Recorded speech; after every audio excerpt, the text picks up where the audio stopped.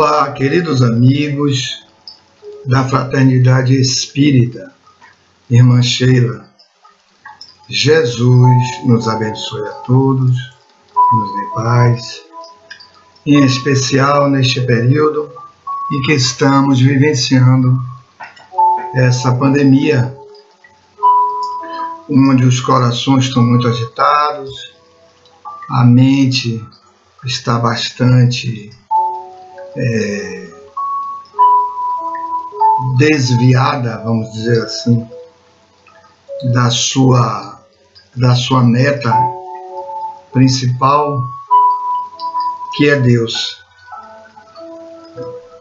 Então, que na manhã de hoje possamos refletir sobre Jesus, o seu Evangelho, sobre a proposta do Espiritismo e, em especial, na figura de João Batista, que é o tema proposto pela casa para que nós fizéssemos alguns breves comentários. Então, Jesus nos abençoe, os bons espíritos estejam conosco e todos aqueles que se acham em tratamento na casa possam se conectar com as energias elevadas da espiritualidade que ali trabalha e com todas as energias superiores que transitam pelo planeta Terra, nosso lar neste momento. Jesus nos abençoe.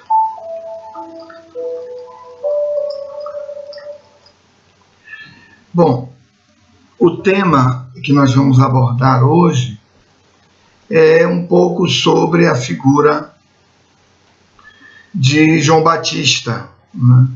João Batista que se torna uma dessas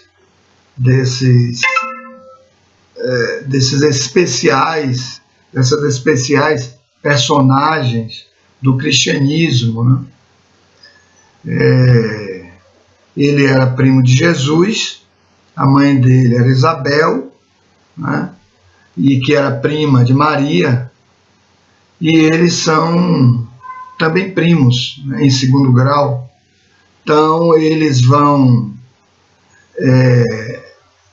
participar de uma das passagens mais bonitas da história de Jesus e, portanto, da história do cristianismo, né?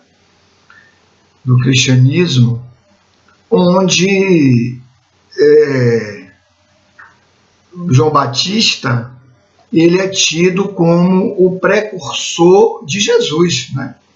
Precursor, vamos dizer assim, das ideias de Jesus. Então ele vem antes. Essa é uma designação, inclusive, trazida num capítulo da obra Boa Nova, uma psicografia de Chico Xavier, pelo espírito Humberto de Campos. E na Boa Nova, Humberto de Campos vai no capítulo 2, dar exatamente essa designação a João Batista, né? Como precursor. Precursor não só no sentido de ter vindo antes, mas precursor no sentido de trazer as ideias, né? Trazer a base das ideias que Jesus traria com uma profundidade maior, né? E com uma elucidação maior e com toda a sua autoridade, né? Com toda a sua autoridade, porque uma coisa é o que alguém fala sobre, né? Uma outra coisa é alguém que vive aquilo que fala, né? Então, nesse sentido, é que o próprio João Batista vai, e na frente a gente vai falar um pouquinho disso, ele vai trazer as características morais, espirituais de Jesus, né? Jesus que era esse Messias já anunciado, né? Então, ele vai trazer essas características. Então, o próprio João Batista vai dizer: não sou o Cristo. Olha como Jesus, né, o Messias, ele já era anunciado. Ele já vinha sendo anunciado que ele viria, né? O Filho do Homem, né? O Filho de Deus. Ele já vinha sendo anunciado há muito tempo. Então, quando as pessoas perceberam a profundidade de João Batista, eles até pensaram que João Batista fosse esse Messias, né? Mas ele vai dizer, eu não sou Cristo, né? Eu não sou Cristo, fui enviado antes dele, né? Fui enviado antes dele. Então ele vai elucidar essa questão, porque até por honestidade não teria nenhum ganho ele dizer que era o Cristo, porque ele sabia que não era, né? Ele sabia que não era. Ele sabia e passou a identificar naturalmente a sua missão de preparar aplainar os caminhos, né? Como já está ali, estava em Isaías 43, Isaías, o grande profeta, já havia, vamos dizer assim, anunciado este precursor. Então, ele sabia que ele, na verdade, prepararia o caminho. Então, ele vem nessa condição de primo de Jesus, já bem próprio, bem dentro daquele campo da vibração da família, né? Vamos dizer assim, porque toda a família tem sua vibração, e ele também já trazia essa afinidade espiritual em razão da natureza moral e do desenvolvimento moral dele. Ele já trazia essa afinidade com Jesus e ele então veio preparar. Tanto que o próprio Isaías já anuncia que quem faria isso era a voz do que clama no deserto. Olha aí. A voz do que clama no deserto. Não é? Então, nessa obra Boa Nova, Humberto de Campos, ele vai narrar no capítulo 2, onde ele vai falar de João Batista, de Jesus, né, e vai falar também de um diálogo que se passava entre Maria e Isabel, né? Maria e Isabel, porque elas falavam assim muito a miúde de como os filhos delas eram estranhos, né? Jesus, filho de Maria, e João Batista, o filho de Isabel. Então elas falavam assim, meio que extasiadas e até um pouco perplexas, né? De como eles eram estranhos, né? Eles não eram aquelas crianças normais, daquelas brincadeiras normais de criança, mas eles eram assim muito circunspectos, né? Muito como que muito que ligados a determinados pensamentos que manifestavam certos afazeres, preocupados com certos afazeres. Olha como essa questão do espírito se derrama sobre a carne, né? Então, já desde cedo eles se preocupavam, até porque em espírito eles sabiam que não demorariam muito, né? Jesus vai desencarnar crucificado aos 33 e João Batista antes, né? E João Batista antes, um pouco mais de 30 anos, mas também muito cedo, né? Então, claro, até os homens daquela época não viviam tanto, né? Muitos morriam por doenças, não havia medicamento, não existia a medicina que existe hoje, né? Então, não tínhamos todos os recursos terapêuticos que temos hoje, que a vida se estende a uma idade muito avançada, os homens não viviam muito, mas também não precisavam viver tão pouco, né? Mas eles sabiam que não viveriam muito. Eles sabiam disso, porque eles tinham uma missão muito específica e eles tinham a intuição dessa missão. Então, olha como Isaías vai já dar essa dimensão lá do João Batista, né? Ele vai dizer: a voz do que clama no deserto, né? A voz do que clama no deserto. E elas vão também começar a perceber um pouco de que eles eram esses missionários que iriam modificar a humanidade, o pensamento da humanidade, estabelecer novos pontos de crescimento para a humanidade. Iriam fazer isso juntos. Né? Iriam fazer isso juntos. Então, o Humberto de Campos, ele vai narrar isso. Né? Um capítulo belíssimo, ele vai trazer com aqueles detalhes que ele sempre traz, né? Os episódios da passagem do Cristo. Então, ele vai falar dessa surpresa delas, né? À medida que, na verdade, a criança vai crescendo, o campo físico vai também desenvolvendo as funções intelectivas, né, próprias para que o espírito possa atuar corporalmente, né? Fisicamente, está lá no livro do Espírito. Né? Então, não é porque Jesus é um espírito puro, né, um espírito que atingiu o ápice da elevação espiritual, que ele poderia manifestar-se uma vez no corpo com toda o seu campo de possibilidades intelectivas. Não, ele tinha que, obviamente, ele não podia revogar a lei, como ele próprio vai dizer, eu não vim revogar a lei. Né? Então há uma lei natural, né? Há uma lei ligada às coisas da matéria. Então ele precisava também desse desenvolvimento corporal, apesar de em espírito ele já está no ponto mais elevado, né? Ele ser um co-criador elevado com Deus, com o Pai, tanto que ele atua no processo de criação física mesmo do planeta Terra. Né?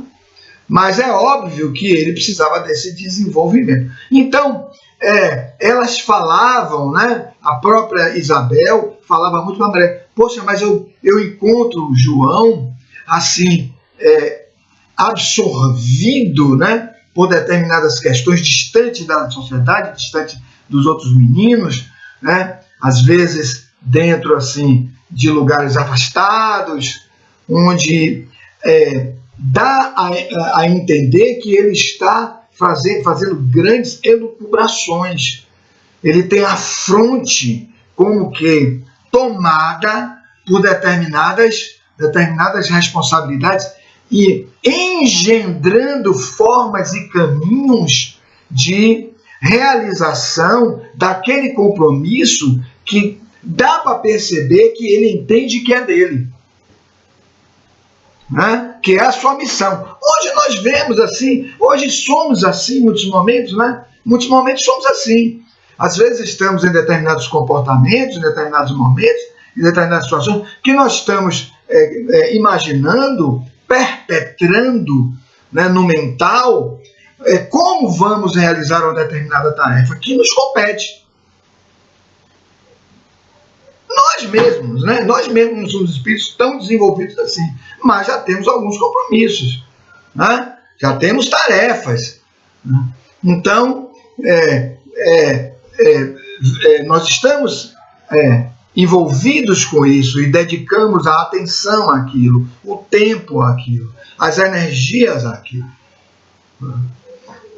Então é nesse sentido que depois desse encontro entre eles, ainda ali naquela fase 12 anos, por ali 13 anos, quando elas falam, e a Maria fala também desse mesmo processo realizado em relação a Jesus, na narrativa de Humberto de Campos, então se percebe o quanto eles estavam ligados, unidos pela tarefa que realizariam tempos depois.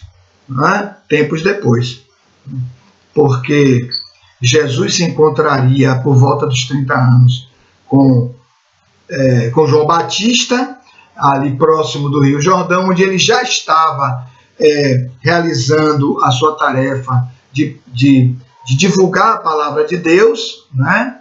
Era um pregador, e também de realizar os batismos que ele já havia encetado nas suas tarefas normais para todos que o procuravam. Mas, enfim, antes um pouquinho, eu queria destacar que eles vão embora, né? Eles se despedem ali, e a Isabel convida Jesus para passar um período com ela, né? Na narrativa de Humberto de Campos. Mas ele nega, não vai, e diz assim: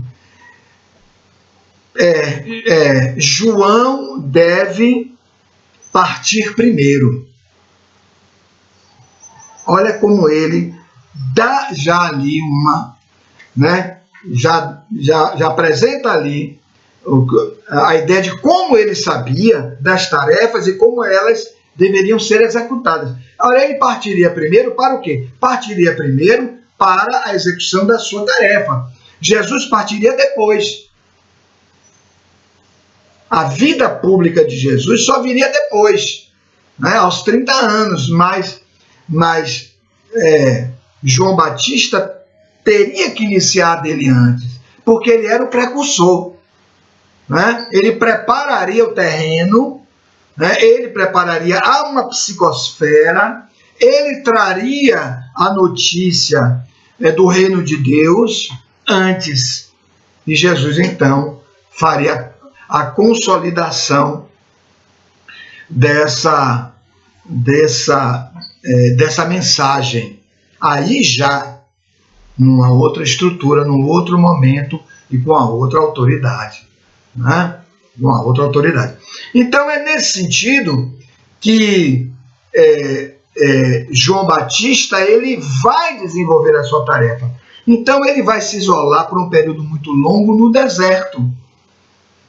Né? Ele vai se isolar no deserto por um período muito longo. E ele vai se alimentar de gafanhotos, vai se vestir de pele de animais, né? De pele de animais, vai também se alimentar de mel. Olha aí, como ele vai passar um período muito longo preparando, dentro de uma espécie de solidão, vamos dizer assim, uma solidão, mas uma solidão que gera um ambiente para um silêncio interior, né? Um silêncio moral, como nos refere Joana de Ângeles, né? Ela usa essa expressão, um silêncio moral, que é um silêncio do espírito. É quando o espírito está se preparando para a tarefa, aquilo que ele tem que realizar, aquilo que ele tem que fazer, mas ele precisa de realizar o seu autoencontro. É preciso haver uma consolidação interna. É preciso haver uma integração. Uma integração, a palavra é essa. É preciso haver uma integração própria. Um autoencontro. Né? Um autoencontro. Para você, então, poder realizar a sua tarefa com integridade. Com integridade moral. Ou seja, está inteiro na tarefa. Está inteiro na tarefa. Por que é que nós não realizamos as nossas tarefas com integridade? Porque nós estamos divididos, estamos partidos. Né? Muita agitação, muitas solicitações, né? Principalmente do mundo externo, hoje então, com toda essa mídia, com todas essas excitações que temos do dia a dia. Né? Então nunca estamos inteiros dentro de um trabalho. O trabalho da família, o trabalho profissional, o trabalho espiritual. Nunca estamos inteiros. Dificilmente alguém está inteiro. Normalmente estamos fragmentados. Né? Vejam quais são as patologias hoje que assomam muito. A bipolaridade, né? A depressão, a ansiedade, são, vamos dizer assim, polarizações, onde nós pegamos a nossa mente, o nosso psiquismo e colocamos todo num polo, né? E ficamos ali. Porque nós estamos inteiros. Se estivéssemos inteiros, veríamos os fatos com todas as nossas capacidades, com todas as nossas possibilidades, com todos os nossos recursos. Né? Então ele precisou desse tempo para fazer essa construção, a identificação exata com a tarefa. Mas quando nós reencarnamos, nós recebemos uma missão, mas recebemos os recursos estão em nós. Olha aí. Eles vão assomando, ou seja, eles vão aparecendo para o nível do consciente. E aí nós vamos identificando. Mas é preciso fazer este processo de solidão, né? Neste deserto interior, para que nós não sejamos invadidos por ideias exteriores que vão nos absorver e vão nos retirar da exata identificação daquilo que temos que fazer. Principalmente espíritos com alguma evolução, né, que tem uma tarefa mais relevante, como é a dele, de trazer uma mensagem. Ou de trazer uma mensagem, mas uma mensagem preparatória para a mensagem central que o Cristo daria. Porque não é só Jesus não trouxe apenas um discurso. O Sermão da Montanha foi um discurso, mas ele viveu o sermão depois. Né? Ele teve que viver, porque isso faz parte da perfeita pedagogia. Só se é educador quando se vive o que se diz. Né? Quando não se vive o que se diz, não se é educador. Você transmite uma mensagem, você transmite um conhecimento, você instrui. Mas você não vive. Hoje temos muitos problemas com os educadores de um modo geral, principalmente aqueles do campo religioso, porque os religiosos não vivem o que dizem. Então isso se torna algo bastante difícil para você atuar, auxiliar no processo de transformação de alguém. Porque você não vive, você fala. É um trabalho, é útil, mas não é inteiro, não é integral, não é completo. Então João Batista é essa figura muito especial que apesar de conhecer, claro, o judaísmo, que era a religião dos judeus, e ele era judeu, Jesus era judeu, apesar de conhecer o judaísmo, ele não se instrui no templo. Ele não usa dos valores do templo. Olha que coisa interessante. Ele usa dos valores que ele vai aurir nele mesmo, que ele vai aurir na sua consciência. Por isso a sua pregação é uma pregação diferente, porque no templo a pregação ela é toda calcada, ela é baseada em atos exteriores. É calcada em determinados dogmas, em uma certa ortodoxia religiosa. Mas ele rompe com isso, porque ele vai trazer uma linguagem direta e objetiva, na qual ele vive, um homem que anda de peles de animais e se alimenta de gafanhoto e mel. É um homem que não cobra nada para falar de Deus. Temos um problema aí. Temos um problema aí. Daqueles que cobram para falar de Deus. Aí Jesus aparece depois e vai dizer, dai de graça o que de graça recebeis. A consciência, você não pagou nada à consciência para receber os recursos que vêm da consciência, que são os recursos divinos. Não é assim Kardec pergunta aos espíritos: onde estão escritas as leis? Essas leis morais que regem a vida. Essas leis estão escritas na consciência. Ninguém paga para ter acesso a elas, se manifestam espontaneamente. Faça isso, não faça isso. Olha, se você fizer isso, você vai prejudicar as pessoas. Não precisa estar escrito em um livro. Não precisa, você sabe. Eu sei quando tiro a vantagem de alguém. Alguém não sabe? Não, não posso fazer. Porque isso vai importar em prejuízo para essas pessoas. Era disso que ele falava. E a base do discurso dele era uma base toda marcada pelo arrependimento. Arrependei-vos. Ou seja, modifique-se, transforme-se, adote a conduta reta. Adote a conduta reta. Olha como ele falava. Então era um discurso muito forte, porque era muito impactante para o templo, ele incomodava muito os doutores da lei, os sacerdotes, estavam muito incomodados com ele, porque ele é um discurso que não trazia o dogma, ele trazia a verdade, e a verdade é Deus. Por isso Humberto de Campos vai dizer que o encontro de Jesus com João Batista é o encontro do amor com a verdade.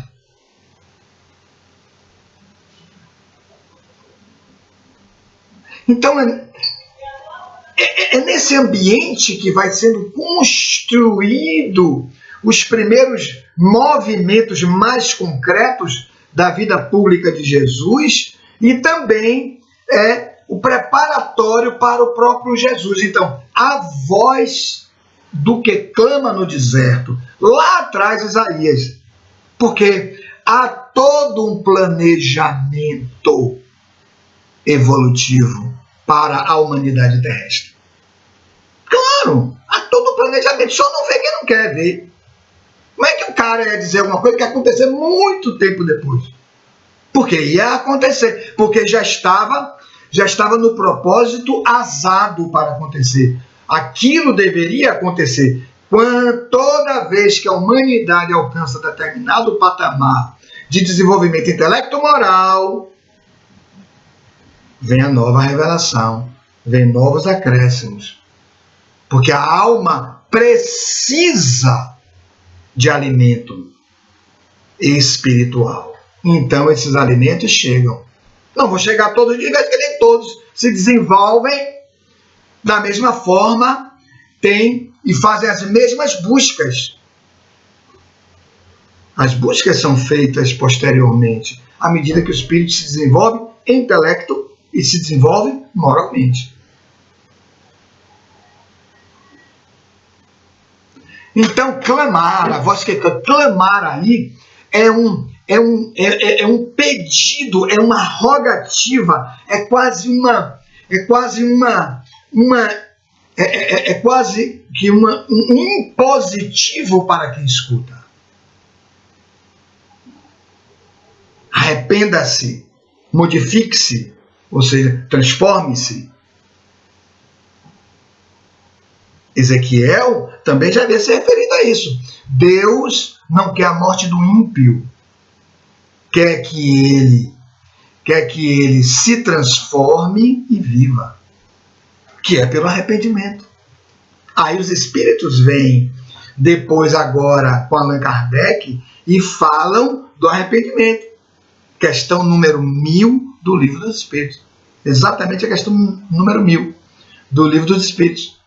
E lá no livro Céu e Inferno, quando ele trata do Código Penal da Vida Futura, né, Kardec traz 33 itens, onde ele elabora um código penal, vamos dizer assim, né, um código de consequências, né, consequências para o espírito, a partir das violações que ele pratica. Lá no final ele vai falar que é necessário que haja arrependimento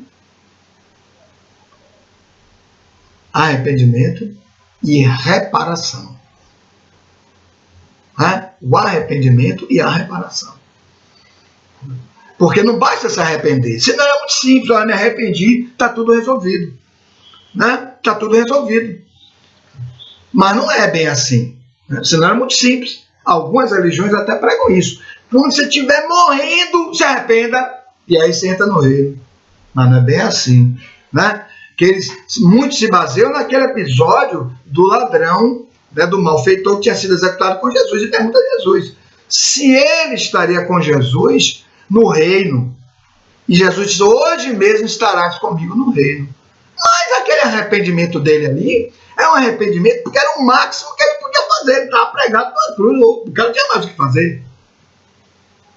Ele fez o máximo que era possível naquele momento. Mas nós que estamos aqui vivos, com saúde, podendo realizar, podendo concretizar coisas, participar de trabalhos, realizar obras, eu não vou fazer nada e no último milhão, Deus, eu me arrependo. Não. É muito fácil, né? Então, amigos, ele foi muito importante porque ele não segue o templo, ele se serve do deserto para construir essa simplicidade que vai estabelecer nele um estado mental importante, que é o estado da humildade, para ver tudo e ver todos, né? A humildade, ela vai permitir isso. Essa humildade, por isso que Jesus abre o Sermão da Montanha com a mensagem da humildade. Porque sem a humildade você não entende o resto do sermão. Não tem como entender. Porque você não entendeu o que significam as outras etapas evolutivas para se chegar ao reino. Então, João, ele constrói essa simplicidade, estabelece esse batismo como um símbolo, com a água, né? Com a água, ele estabelece esse batismo, né? Mas, na verdade, ele vai dizer: arrependei-vos. É uma ação. Então, não basta o batismo, né? Muitos consideram o ato de ser batizado como o ato máximo e onde Jesus veio para salvar os pecados. Jesus veio para dar norte. Jesus veio para nos dar recursos para que nós façamos os nossos processos de reparação. Ninguém sairá da terra sem que pague o último centil. Então, quando se fala Jesus é um Salvador, se esquece que ele diz: mas meu amigo, eu lhe dou recurso, mas você é que vai pagar o último centil. Ou seja, não há transição evolutiva se não se pagar, se quitar a consciência. Porque a nossa quitação é com a lei, não é com a outra pessoa especificamente. Pode até coincidir de fazermos os processos de quitação da pessoa, mas que devemos a lei. Não devemos a outra pessoa. Imaginou? Olha, você aí não vai poder evoluir, não, mas eu posso transitar de mundo. Não, porque eu lhe devo. Você tem que reencarnar comigo para eu lhe pagar. Mas, meu amigo, auxilie outro. Jesus diz: se você, a todo aquele que você fizer, é a mim que estás fazendo. E eu sou a verdade. Olha como ele fala: eu sou a verdade. Então, nesse sentido, ele foi muito importante, ao ponto dele, inclusive, não pretender batizar Jesus. Jesus disse: não, você tem que me batizar. Lá no Rio de Janeiro, você tem que me batizar. Para que se cumpra o que foi dito. Para que se cumpra o que foi dito. Porque ele deveria preparar caminhos. O próprio Jesus, após o batismo, que Jesus ainda, apesar de já estar adulto, ele iria ingressar na etapa do seu próprio deserto. Tanto que ele vai para o deserto e passa 40 dias. Porque ele precisava fechar, né? Ele precisava consolidar aquilo que se manifestaria pela sua expressão humana. Precisava haver uma exata conciliação, um exato ajuste entre a potência do espírito que ele era e a sua condição corporal. Tanto que em muitos momentos ele se afastava, os relatos dos evangelhos, né? Ele se afastava para orar, para estabelecer essa espécie de solidão nessa relação com Deus. Na relação com Deus, temos que vivenciá-la na solidão. No próprio Sermão da Montanha, ele vai dizer, quando fores orar, recolhe-te no teu quarto. Não é só no quarto físico, ele está falando no seu mundo íntimo. Quarto aí é mundo íntimo. É um diálogo entre você e Deus, não tem terceiros nisso. Olha, gente, olha, vejam, eu estou orando a Deus. Como faziam os publicanos, como os homens daquela época oravam nas esquinas, em voz alta, né? É muito comum ainda nas religiões, as pessoas orarem em voz alta, como se estivessem dizendo às pessoas, olha, eu estou falando com Deus. Mas isso se dá na intimidade do coração. Isso se dá na intimidade do ato de acolhimento, do ato de amor, do ato de compreensão, do ato de escuta que se pratica em relação a alguém. Quantas vezes não se escuta alguém, mas conectados com Deus? Perguntando sempre o que eu devo dizer a essa pessoa. Várias vezes em entrevista, eu tenho que fazer isso. No centro espírita, entrevista as pessoas com os mais variados problemas. E você fica em oração e perguntando, mas o que eu devo dizer a essa pessoa? O que ela necessita que eu diga? Não é o que eu quero dizer, mas o que ela necessita. Porque ser justo é dar ao outro aquilo que o outro necessita. Não é aquilo que o outro merece. O outro merece e vai passar por um julgamento meu. Mas o que ele necessita? Essa é a pergunta que devemos fazer. Então, João ele vai dar essa dimensão de Jesus. Ele vai preparar, de certo modo, essa parte inicial para a mensagem chegar. E então ele vai começar a falar do próprio Jesus. E ele vai dizer, aquele que eu estou preparando o caminho, eu não tenho condições de amarrar as correias da sua sandália.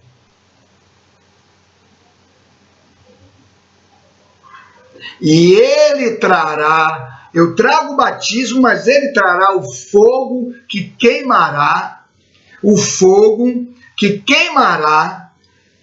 os corações. Né? E aqui está, eu vou ler essa passagem, está em Lucas, capítulo 3, versículo 17. João Batista falando, e retratado por Lucas. Ele tem a pá na sua mão, limpará a sua eira e ajuntará o trigo no seu celeiro. Olha aí a tarefa de Jesus que ele está falando, viu? Mas queimará a palha com fogo que nunca se apaga.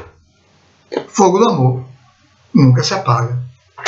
A palha é algo que se tornou inservível. É aquilo que já não. A palha é o que era verde, que se tornou algo que não é mais alimento. Então o amor queimará. Né? O amor queimará. Então, e finalizando, por assim dizer, a sua tarefa, e deixando bem claro, ele vai em João 3,30 dizer, é necessário que eu diminua para que ele cresça. Perfeita noção da sua tarefa. Que ele sabia que seria executado. Porque o que ele estava dizendo, ele estava de certo modo, desestabilizando. Estava sendo contradizendo, né, aquilo que a religião vinha dizendo, que o templo, os sacerdotes vinham falando. Né? E ele entrou numa questão muito delicada, que é uma questão onde o Antipas ele havia desposado Herodias, que era a mulher do seu filho. Né? Então, ela não estava muito satisfeita com João, porque ele temia João, sabia, ele era a autoridade máxima ali, e ele sabia que João era um homem divino. Ele percebia em João essa luz e temia. mas eis que ele se comprometeu com Salomé, né? Um Salomé, que era sua enteada, e ele se comprometeu a deferir, a atender o pedido dela. E ela então consulta a mãe que era, vamos dizer assim, censurada por João Batista, porque ela havia desposado Antipas, né? Então ela queria que João fosse eliminado, porque ele censurava essa conduta deles. Então, nesse sentido, ela pede, então, Salomé a cabeça de João Batista. E ele, então, vai ser degolado, né? Ele vai ser degolado e tem a sua morte. Então, é nesse sentido que essa figura muito especial, e Jesus vai até fazer uma referência muito especial a João, ele vai dizer assim: dos nascidos de mulher, João é o maior de todos. Ou seja, aqueles que estavam vivos, aqueles que estavam reencarnados, nascidos de mulher é reencarnação, né? Então, nascido corporalmente, fisicamente, ele era o maior. Olha como Jesus traz essa elucidação, né? Essa elucidação. Em outro momento, ele é indagado,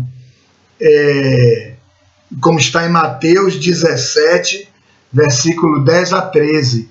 E ele é indagado se Elias viria, né? Os discípulos perguntam a ele: mas Elias virá? Ele diz: Elias já veio e vocês não viram. Vocês não reconheceram Elias. Elias foi um dos profetas, né? Que João Batista teria sido a reencarnação de Elias. E essa volta de Elias também já tinha sido anunciada, né? Lá no livro de Malaquias. Então notem que a reencarnação era algo bastante conhecido daquela época. Não só pelo lado oriental, que já era muito divulgada a reencarnação, mas o renascimento, né? O renascimento, não com o nome reencarnação, mas o renascimento. Então, a própria Igreja Católica adotou, até o Concílio de Constantinopla, ela adotou a reencarnação. Era uma crença, era um postulado da Igreja Católica, porque era um postulado daquela época. Há vários episódios no Velho Testamento que se referem à reencarnação, ou que induzem a ideia da reencarnação. Virá, quer dizer, as pessoas sabem, o cara vai voltar? Se ele vai voltar, ele vai ter um novo corpo, que hoje nós chamamos de reencarnação. Né? Então, amigos, eu queria deixar essas breves reflexões sobre essa figura especial, né? Uma figura importantíssima dentro da estruturação do pensamento do cristianismo, né?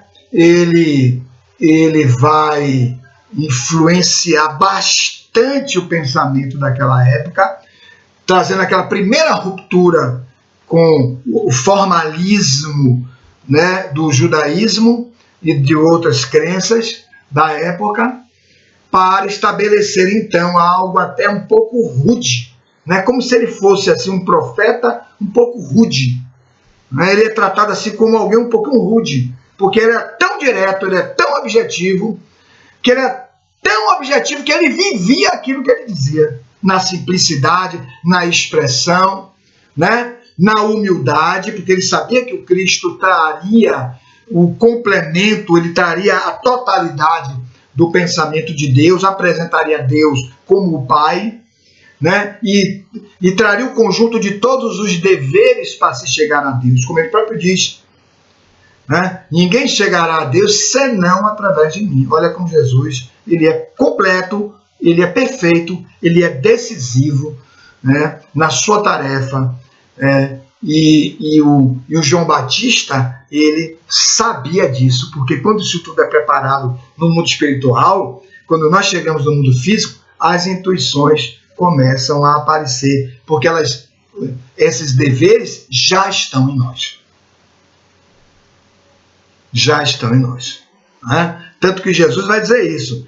Aquele que quiser seguir os meus passos deverá renunciar a si mesmo, ou seja, renunciar aos seus pontos de vista.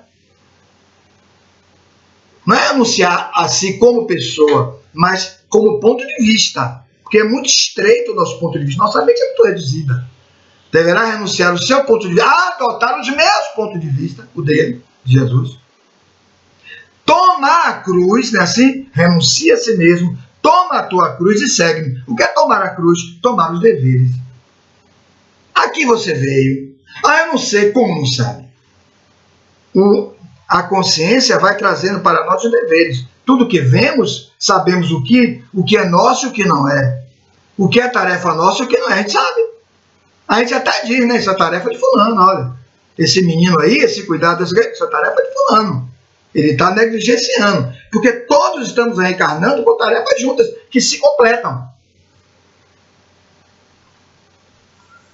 Que se completam. Né? Então, amigos, é isso aí. Viu? Jesus nos abençoe, nos dê paz, nos dê entendimento e tenhamos sempre a compreensão do perfeito encadeamento que todas essas figuras, né, do cristianismo elas tiveram, e pós-cristianismo, agora o espiritismo, elas têm na divulgação da mensagem de Jesus a bem do crescimento do próprio planeta. Muita paz a todos.